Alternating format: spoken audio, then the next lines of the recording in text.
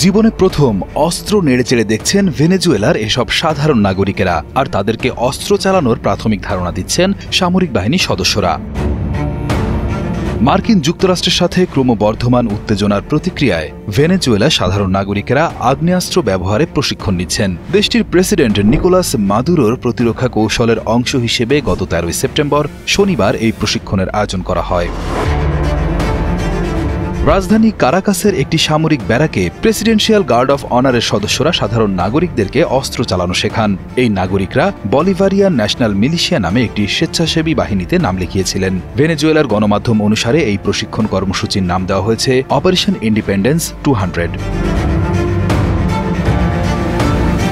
নারীদেরও অস্ত্র ব্যবহারে এগিয়ে আসতে আহ্বান জানিয়েছেন বলিভারিয়ান মিলিশিয়ার সদস্য ডোমাইকার তেরান।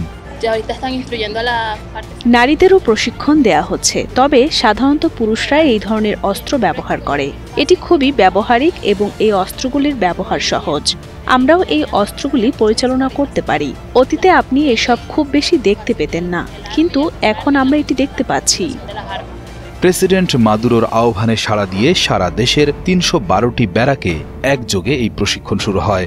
দক্ষিণ ক্যারিবিয়ান অঞ্চলে মাদক চোরাচালান দমনের নামে মার্কিন যুক্তরাষ্ট্রের নৌবাহিনীর উপস্থিতি বৃদ্ধি পাওয়ায় দুই দেশের মধ্যে উত্তেজনা বেড়েছে, যার জবাবে প্রেসিডেন্ট মাদুরো দেশের সাধারণ মানুষকে প্রতিরক্ষার জন্য প্রস্তুত হতে বলেছেন।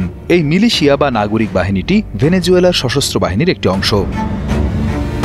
প্রশিক্ষণের দিনেই ভেনেজুয়েলার সরকার একটি উদ্বেগজনক ঘটনার কথা জানায়। তারা অভিযোগ করে, গত 12 সেপ্টেম্বর শুক্রবার একটি মার্কিন যুদ্ধ জাহাজ তাদের দেশের বিশেষ অর্থনৈতিক অঞ্চলে প্রবেশ করে। সেখানে জাহাজটি একটি টুনা মাছ ধরার ভেনেজুয়েলান নৌযানকে থামিয়ে প্রায় 8 ঘণ্টা ধরে সেটিতে অবস্থান করে এবং তল্লাশি চালায়। এই ঘটনা দুই দেশের মধ্যকার উত্তেজনাকে আরও বাড়িয়ে দিয়েছে।